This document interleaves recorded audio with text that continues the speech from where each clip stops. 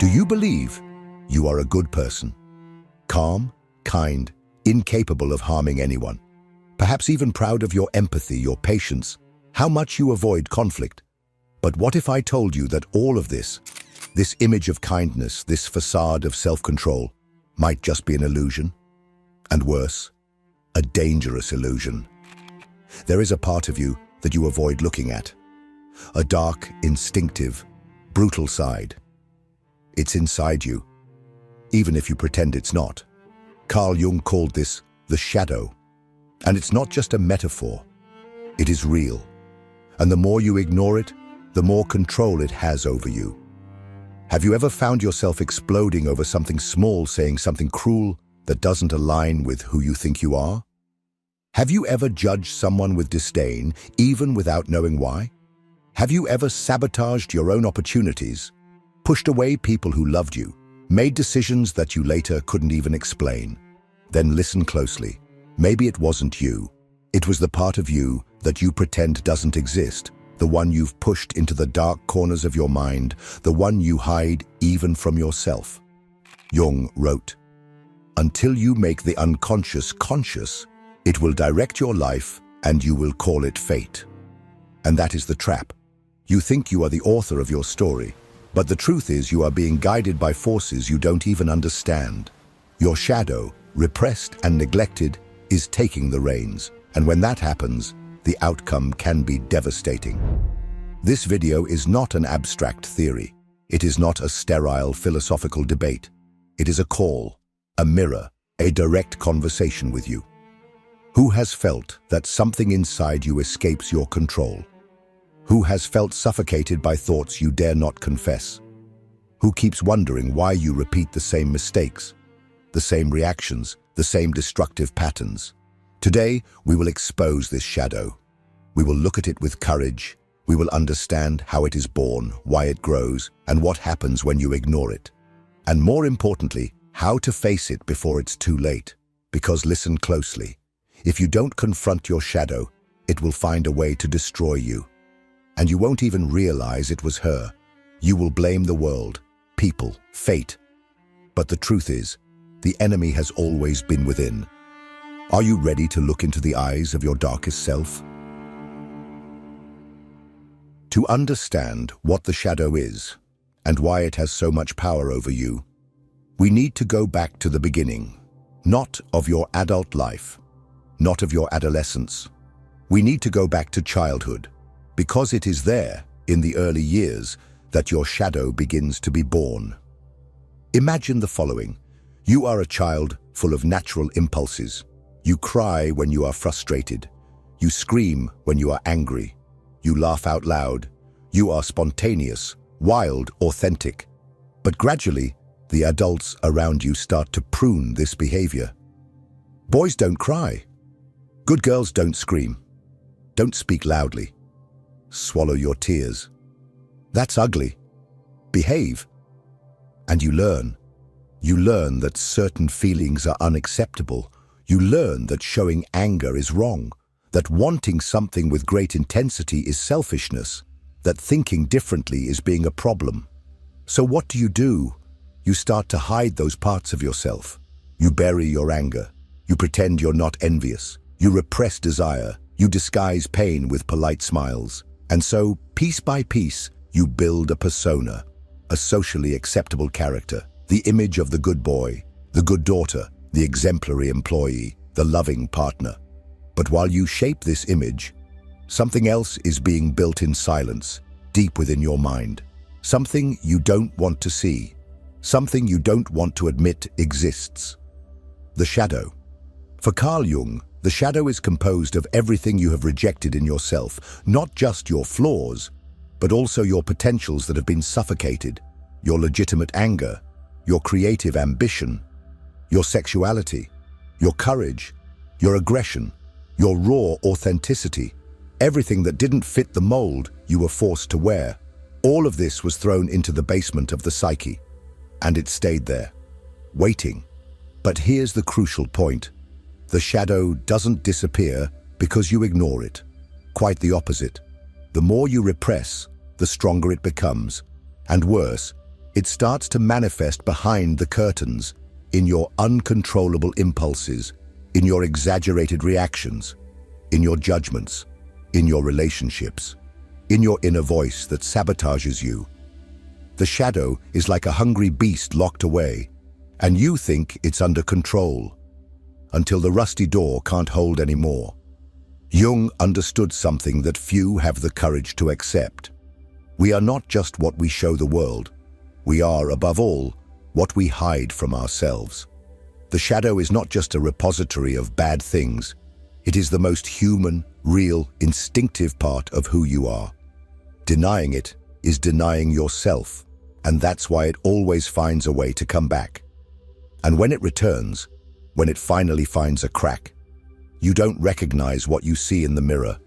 That's when the behaviors you call mistakes emerge, the words you say and regret, the actions you swear you'll never repeat. But you do, because it's not you who is in control. It's the shadow that is guiding your steps, and you keep calling it destiny. But what if this shadow wasn't just a silent threat? What if it could transform into something much worse? If it had space, context, and encouragement? Next, we will explore how the shadow can turn into pure cruelty, and how this explains why seemingly good people can commit monstrous acts. If this content is making sense to you, click the subscribe button and subscribe to the channel. Thank you for your support. Do you believe that there are people who are naturally evil? That some human beings are born inclined to evil, while others are essentially good? This idea is comforting. It creates a separation between you and the monster, between the good citizen and the criminal, between you and the one who crosses all moral lines. But this separation is an illusion, and those who had the courage to destroy it were psychologist Philip Zimbardo, with one of the most controversial experiments in the history of modern psychology, the Stanford Prison Experiment.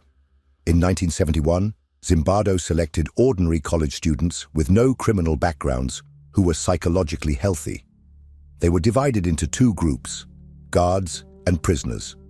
The idea was to simulate a prison. But what happened inside that basement at Stanford University in just 6 days was terrifying. The guards, kind, intelligent, educated young men, began to psychologically abuse the prisoners.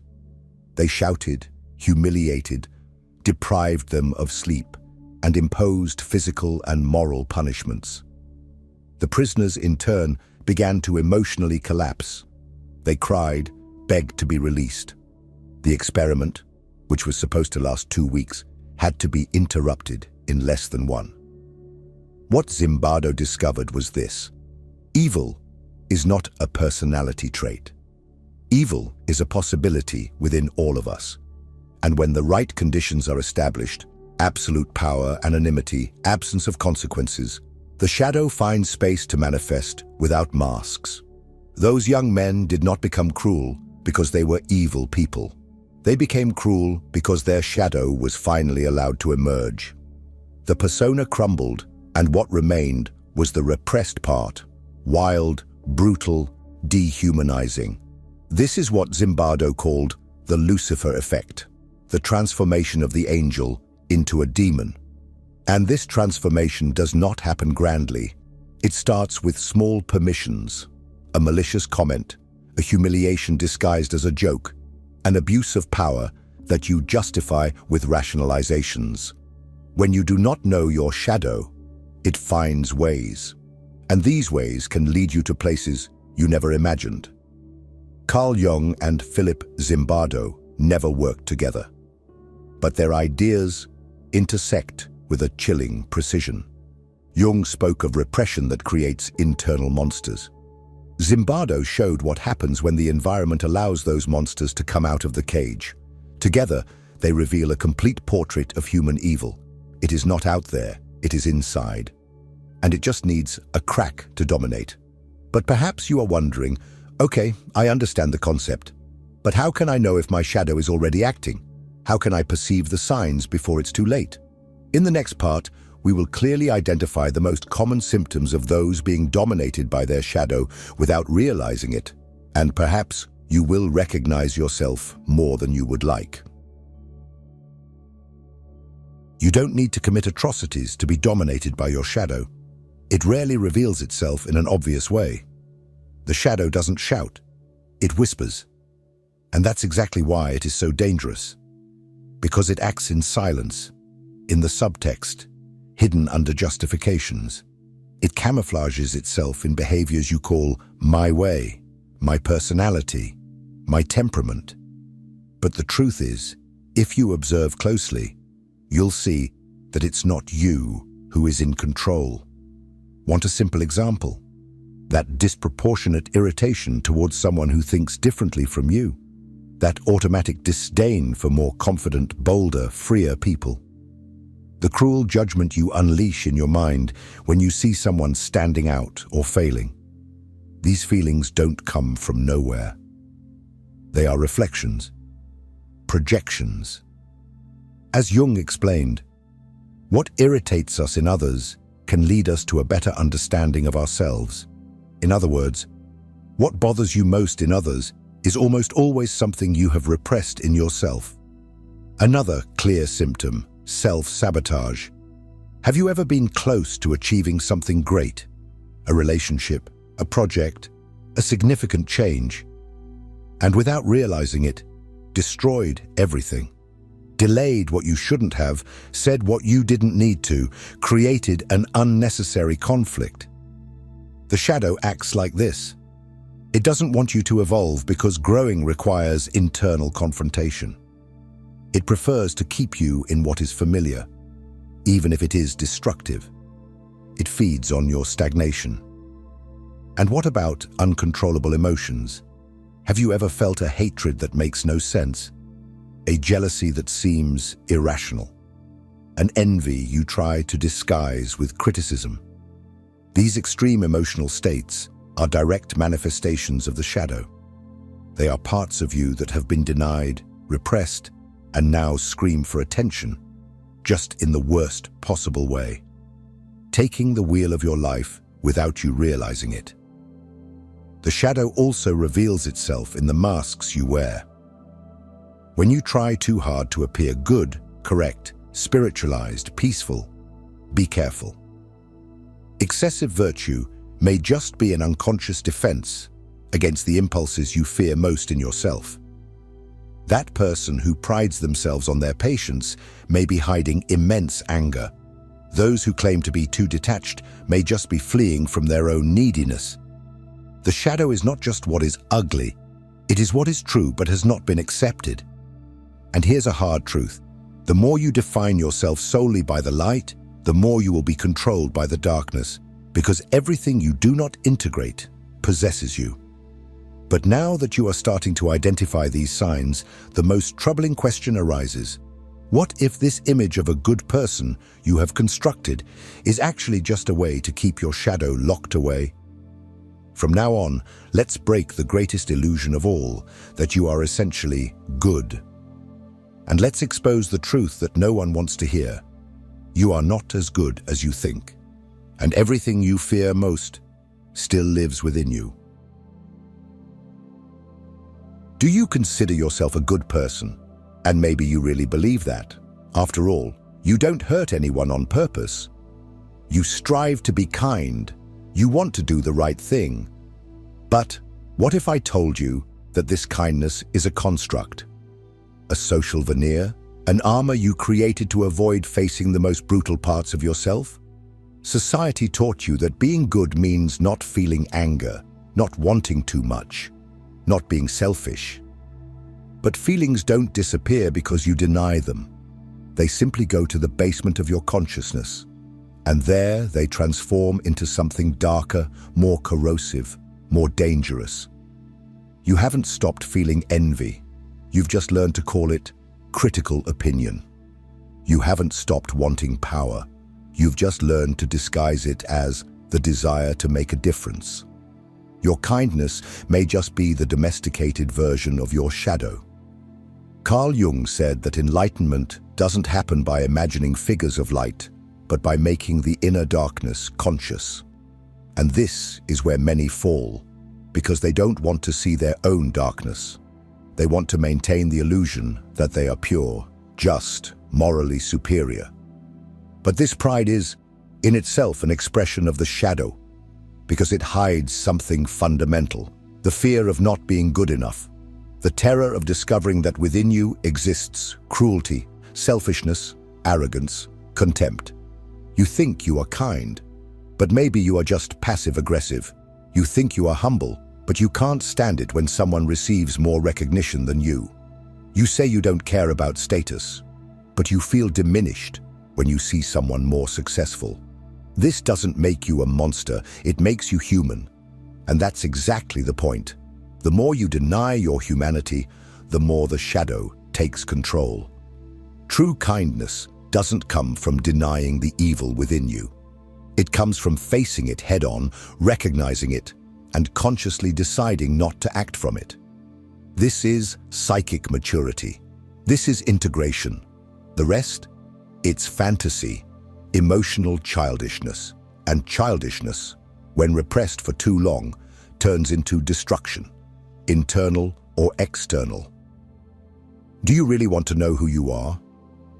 Look at what embarrasses you, at what you judge in others, at the thoughts you try to silence.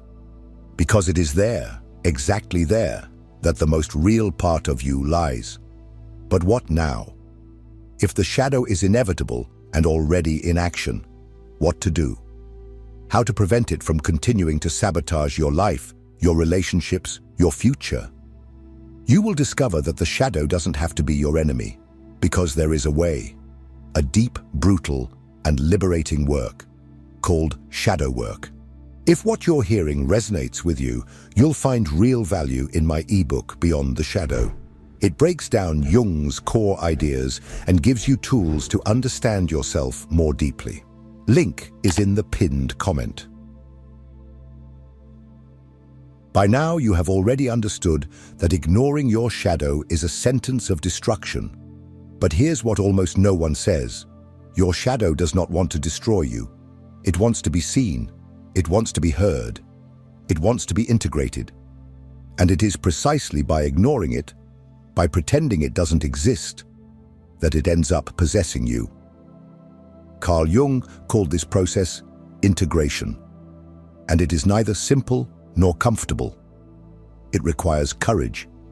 It requires you to dive into the darkest corners of your psyche and accept what you fear most about yourself, not to surrender to it, but to transform that repressed content into strength, awareness, and freedom.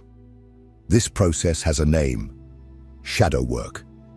And it begins with a brutally honest question. What in me do I not want to admit exists? It is at this point that you need to stop lying to yourself. You need to acknowledge your darkest impulses without judgment, without moralism, without self-pity. Do you feel envy? Acknowledge it. Do you take pleasure in seeing someone who humiliated you fail? Accept it. Have you ever wished to hurt someone with words or actions? Admit it, because what you do not admit dominates you. But what you face, you transform. One of the most powerful tools for this is the shadow journal. Grab paper and pen, or a blank file, and write without filters, without censorship. Give voice to the thoughts you would never dare to say out loud. Let out everything you hide, even from yourself. Yes, it will be uncomfortable. Yes, you will be scared by what you find. But it is this discomfort that liberates you. Because the shadow does not want to be buried. It wants to be recognized. Another essential practice is to observe your emotional triggers. Who irritates you? Who do you judge? What throws you off balance? These reactions reveal the parts of you that have not yet been integrated. What you project onto others is, in fact, an unconscious attempt to expel something that exists within you. The shadow reveals itself more in what you condemn in others than in what you confess about yourself. And finally, learn to dialogue with your shadow. Do not fight against it. Do not try to eliminate it. Tell it, I see you, I hear you, you are part of me, but you do not control my life. This simple attitude of embracing without submitting changes everything, because it transforms fear into awareness, anger into power, insecurity into clarity. Shadow work is not a cheap self-help technique. It is an existential journey. It is crossing the fire of your own truth and coming out the other side whole. More authentic, more free, more complete. Because true strength does not come from denying who you are. It comes from mastering what is within you, especially that which scares you. But even with all this, there is one question that still echoes. Is it worth it? Facing the shadow, diving into the abyss, exposing the wounds. All of this leads to a breaking point. A moment when you realize that you either face the pain of transformation or continue to be a slave to the pain of repetition. In the next and final part, we will go to that breaking point.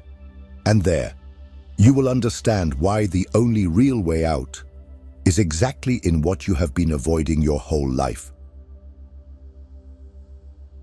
You spent your whole life trying to be someone others would approve of. You wore the mask of the good, the strong, the balanced. You tried to fit into what was expected, hide what was shameful, bury what was ugly. But the more you tried to escape your shadow, the stronger it became.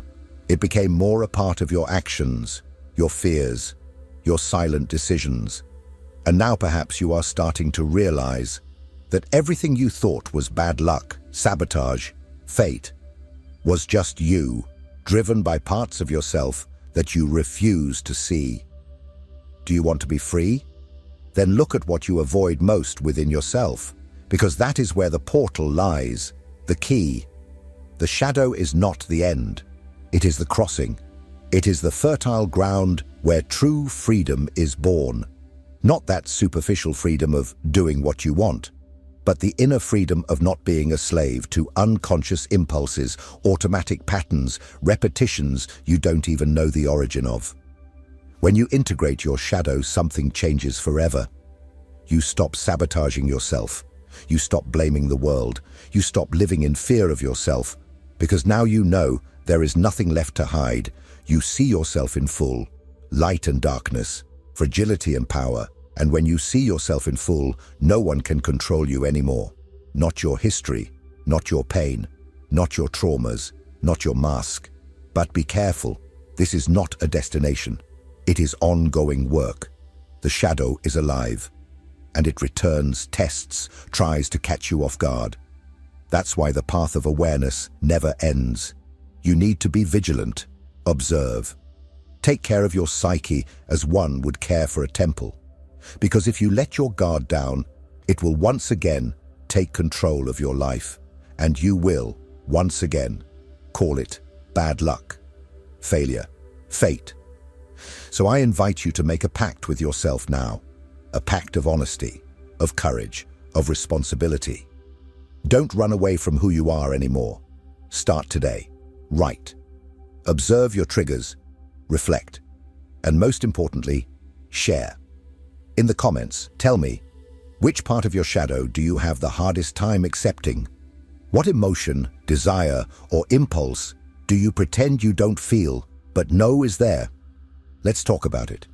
Because the more you talk, the more light enters, and the more light, the less control darkness has over you. If this video impacted you, if it made you rethink your relationship with yourself, continue on this journey. Watch the next video. It is important, and it may be exactly what you need to hear right now. The darkness is not the end. It is the beginning of true awareness. See you there.